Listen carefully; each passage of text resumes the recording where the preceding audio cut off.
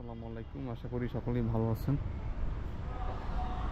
তো এখন আসি হচ্ছে গুলশান সেন্ট্রাল মস্ক বা গুলশান আজাদ মসজিদে।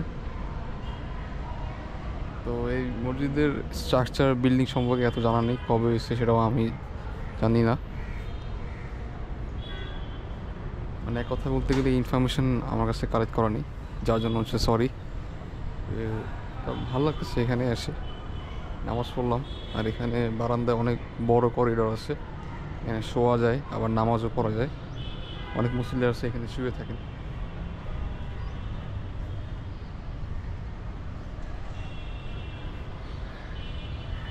ওকে, সো এ পর্যন্তই।